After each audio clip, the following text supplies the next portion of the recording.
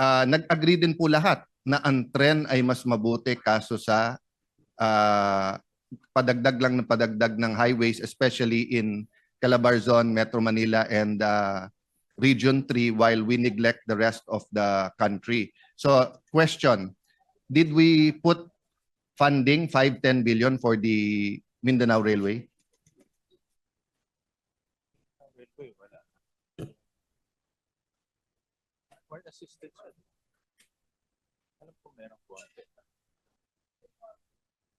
Well, Mr. President,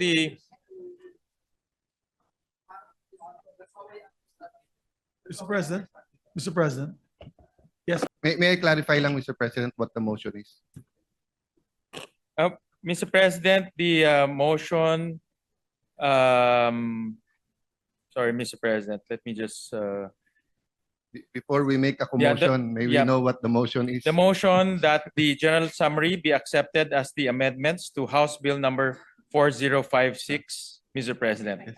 4058.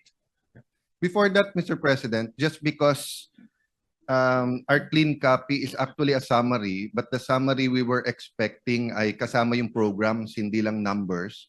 May we ask some questions and be clarified before that? Or if we pass that motion, can we still make amendments? What's the preference, Mr. President? Should we ask first or pass this motion? Well, Mr. President, we can receive questions, Mr. President.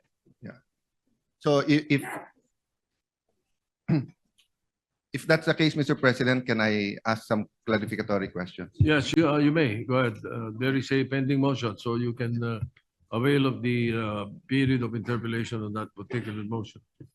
Let me start with the premise. The premise is that it's extraordinary times through a series of events, both natural and supernatural, na expose ang massive graft and corruption basically in flood control. But we are all aware that it happens in different departments and even sa collection pa lang ng taxes. No? Ang highlight ngayon, thank you also to Senator JV and Senator Erwin yung sa BIR. No?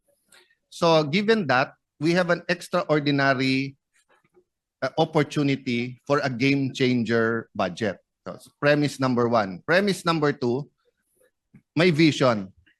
And yung budget, ang popondo sa plano para ma-attain ang vision. No? So for example, Mr. President, in all our interpellations, people agreed on three things. Masyadong nagsisiksikan sa highly urbanized. Nag-agree po tayo na ang baha, traffic, etc. ay lalong sasama kung panay sa highly urbanized. Nag-agree din po lahat na ang trend ay mas mabuti kaso sa padagdag lang ng padagdag ng highways, especially in Calabarzon, Metro Manila, and Region 3, while we neglect the rest of the country. So, question, did we put funding 5-10 billion for the Mindanao Railway?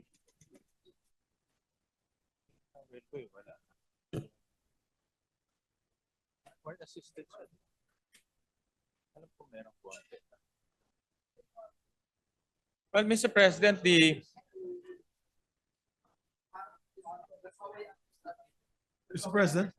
President. Yes, with the permission Yes. of our minority floor leader Go ahead, and Majority the Leader. sponsor, maybe we should act on the motion first. And after that motion is acted upon and voted upon, the good minority floor leader could ask the questions. If it's all right with the minority floor leader. Yes, Yeah. whatever the pleasure of the majority. For as Thank you. long as, Mr. President, if there are certain changes acceptable to the chairman, we can still make it. Yes. Yes, we're not approving it on, Yes. with this motion, we're not approving anything on second reading yet. Yes. Yeah, okay. So I Yeah. would like to further continue with the motion, Mr. President, if we can. All right. What we are facing now in the motion is for us to make this the basis Yes, of the Mr. second reading. All right. Any objection? Hearing none, motion is approved. Thank you, Mr. President. Mr. President, we did not Yeah, you may object continue, at this time because the chairman informed us that tumatagal yung line by line. But with your patience, we just want to ask a few questions and see whether acceptable na ito because we did pass concurrent resolution number 4 na kung saan lahat tayo nagsabi na dapat totally transparent. So sa aking pagkaintindi, pag sinabing transparent, pag nakita ng media at ng ating mga kababayan itong committee report, alam nila kung anong laman at hindi. Having said that, between complete transparency and a reenacted budget, parehong may tama sa ating bansa. And to be fair to the chairman, he has promised us that Saturday, Yes. lalabas yung line by line and before the third reading nandun. Yes. But please understand na hindi kami komportableng bumoto today based on this if we're not able to clarify kung ano talaga yung mga laman. But I'd like to put on record that even informally, meaning not here, whether it's in the lounge, in my office, in his office, Senator Win has been totally transparent of what is in what are the changes and what are the committee report. Wala tayong tanong doon, no? Even sa majority, we had a instant caucus yesterday for some tricky issues and I appreciate the conversation. But in the spirit of true transparency and because I am inspired today because Senator Lito Lapid is focused and intently listening to me. So when that happens, I would like to really do my best. Thank you, Senator Lapid, for being here today and focusing on that. Actually, ang questions ko, Senator Lapid, nasa Region 3 din. So, Mr. Chairman, 2 questions lang sa trains. Yung Mindanao Railway, but because I'm reminded, because Senator Lapid is here, naglagay din ba tayo ng pondo sa Clark Subic? Because ang sinabi ng DOTR, 2026. hinalo pa nila yung Clark Subic train sa Central Luzon papuntang Southern Luzon. Eh kung hihintayin mo pa yon, tatagal pa ng husto. But in those 2 instances, they agreed that if we put a little bit of money, they can start the program, especially sa Mindanao Railway because kompleto na yon. Nagka-problema lang sa funding with the Chinese concessional loans, no?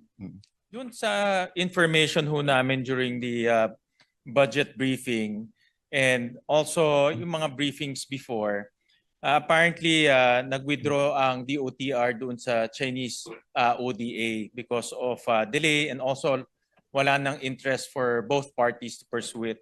But in the 2025 budget, under the unprogrammed funds, meron silang inallocate a program. Sorry, under the program funds, may na-allocate na 200 million pesos.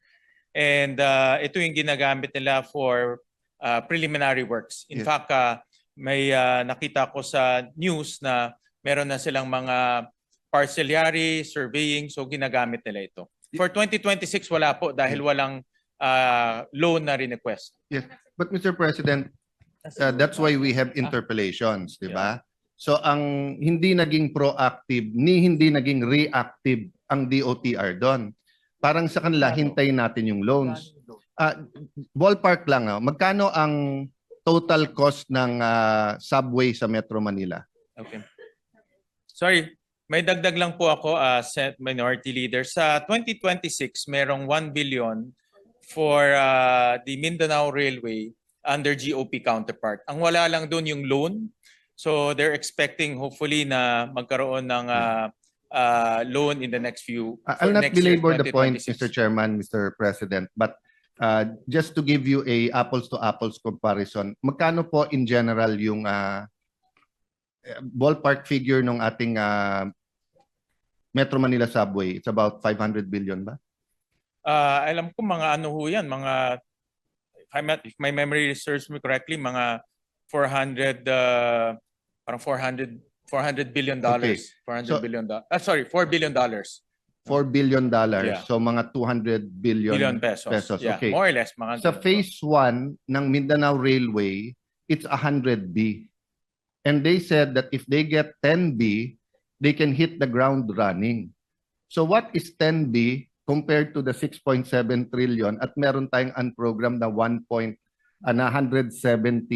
So if you want, lagyan natin ng 5B sa program, 5B sa unprogram, although we're against the unprogram. But my point is, Mr. President, hanggang kailan maghihintay yung mga taga Mindanao na alam naman natin pag sinabi mong next year, loan pa lang yon, that's another 2-3 years, then another 2-3 years bago ma-implement.